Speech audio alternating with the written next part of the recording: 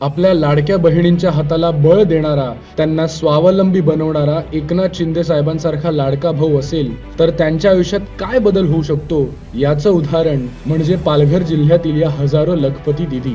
राज्यातील ग्रामीण आणि आदिवासी भगिनींच्या आर्थिक प्रगतीसाठी केंद्र सरकारने लखपती दिदी योजना सुरू केली.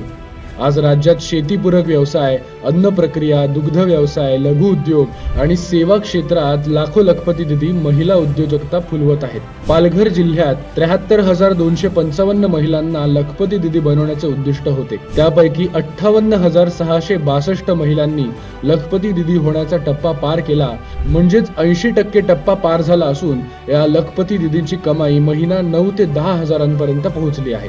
लखपती दिदी योजनेमुळे पालघर जिल्ह्यातील हजारो महिलांसोबतच त्यांच्या कुटुंबाचेही जीवनमान उंचावलं आहे. या प्रकारे शिंदे साहेबांनी आपल्या लाडक्या बहिणींना सक्षम बनवण्याचं पाहिलेलं स्वप्न आता